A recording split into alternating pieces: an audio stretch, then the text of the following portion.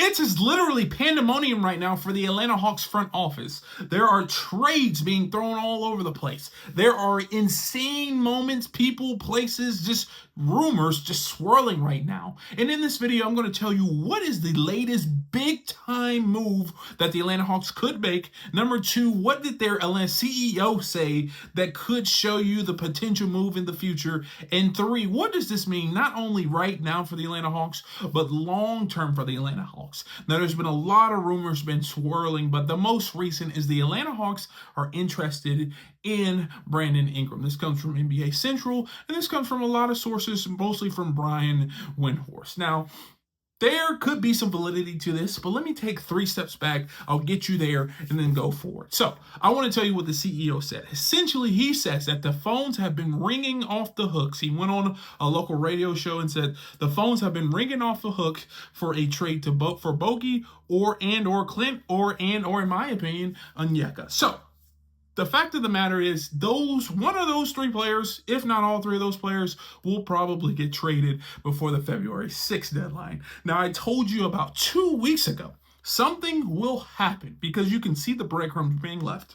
Number 1, Clint Capella got benched. Number 2, Bogey's minutes started to dwindle to a fact that it was a big-time game for New York, and he didn't even play the second half. And 3, we finally see Bogey is out for personal reasons, aka he's going to be traded, and so Clint Capella is also out for back spasms, aka that means they're going to be traded. They don't want them playing to risk injury, especially if they're going to trade them. So the CEO of the Atlanta Hawks came out and said, hey, there's been a lot of movement, there's been a lot of calls for these 2 players. So number 1, there's interest in those 2 players. That's the first key for those players to get traded. Now, moving on, Brandon Ingram is a guy that a lot of people says fits for the Atlanta Hawks, but also could be a guy that helps Atlanta right now and can potentially help them in the future.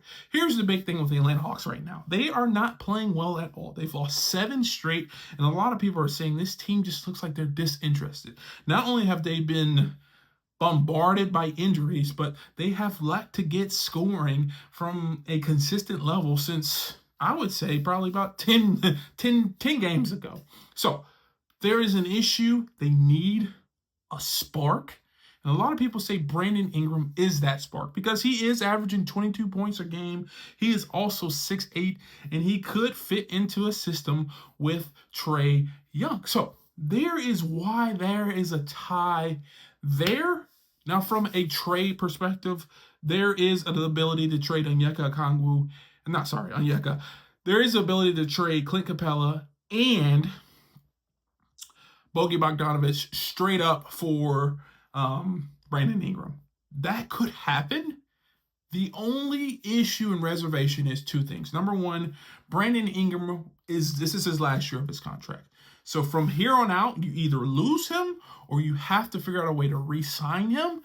And to re-sign Brandon Ingram, you're going to have to pay about $35 million a year. Now, that's something that the Atlanta Hawks could afford, but knowing a recent history of our ownership, is that something that they're willing to afford? I don't think so.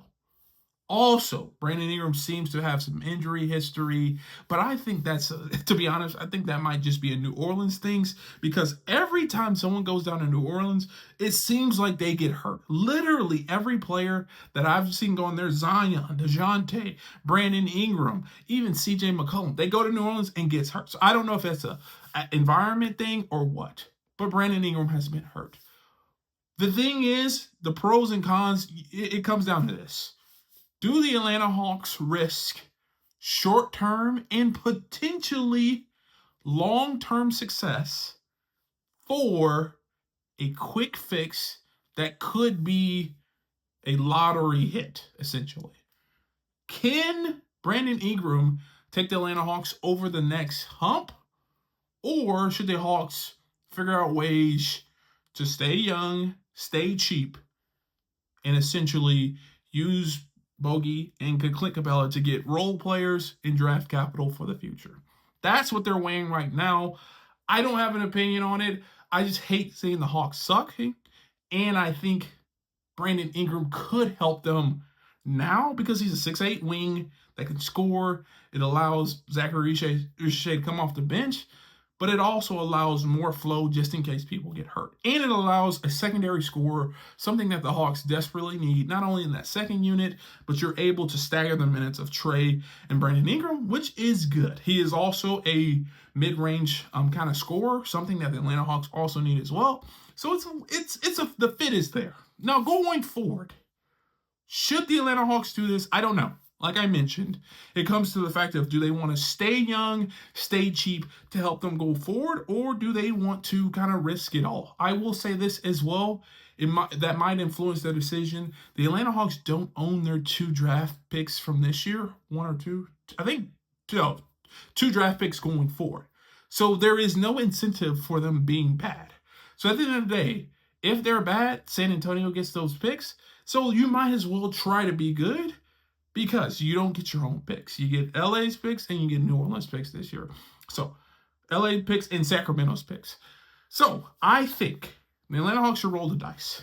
If it's Brandon Ingram, if it's even, I'm hearing Chris Middleton maybe can get traded there. Whoever it is, if I'm the Atlanta Hawks, I'm trying to make the roster better, to make a playoff push this year, because it's kind of a lose-lose, win-win situation. If you suck, you don't get your draft picks. If you're good, you don't get your draft pick. So it doesn't really matter at the end of the day. One more final thing. The Atlanta Hawks will be in a big situation to make a program-altering decision in the next 4 days. Should and would they do that? I'm not sure. Based on previous history, no. But if they are able to do that, this really shows the new direction of Landry Fields and this front office organization. And personally, if I see them make big moves to improve this roster going forward, thumbs up. Because we're going to be in a heck of a ride for the next 3, 4, 5 years as Jalen Johnson gets older, Zachary Richey gets older, Dyson Daniels gets older. There could be a lot of movement going forward that will better help this roster. But if you agree or disagree, leave a comment down below. Let me know how you feel. And if you want to see more videos like this video where I break down all the trade speculation and rumors for the Atlanta Hawks, check this one out right here. And like always, peace.